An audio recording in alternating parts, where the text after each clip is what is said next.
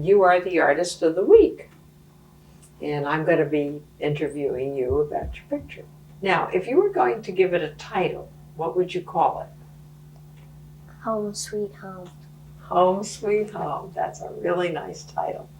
Okay, now maybe you'd like to hold the mic while you talk about what's in the picture, and you can use your other hand to point. And would you begin by telling us? This is my mom's car. This is the tree that, like, all the bees are in front of. Is that And this is one the bees hive. And there's wasps living in the bushes. Excuse me, can I have the mic for a minute? How do you feel about bees and wasps? It doesn't really bother me because, like, they always, like, I got used to it. So when they sting me, it doesn't really hurt. If you were to be in that picture, that's my last question, where would you be? Over here, Over there. And what would you be doing? bouncing on my hop and bounce. So you'd be between the car and the house, and you'd be hopping on your hop and bounce. Well, thank you very much for that lovely story. A couple things stood out to me. You really give him control, asking if he wants to talk. I love the use of the prop of the microphone, just to make it playful. And what else comes to your mind as you watch that? I think the importance of choice, even if it's limited.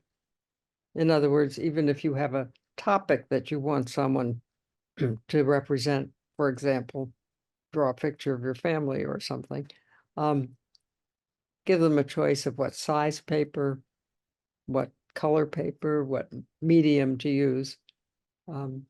Because again, it empowers them. And the whole point, I think, of therapy is helping people to feel their own power, their own strength, their own self-worth. Many people create their artwork before the session and then hold it up and they talk about it together.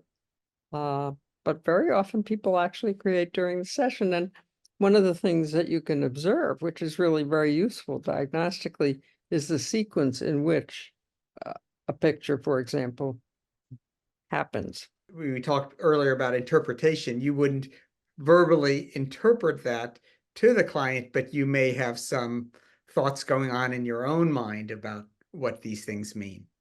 Yeah. Okay. Now we're going to move on and see you working with a teenage boy named Andy. Can you say a few words about him? Well, he was referred to a clinic that I was visiting to give a presentation, and they asked if I would do a demonstration art assessment with him. The question I was asked was whether family art therapy might be appropriate, and his mother had come with him, and I was initially asked to work with the two of them. And that's, again, one of the great things about art therapy. You can have a whole family and everybody is talking at once, talking while they're drawing.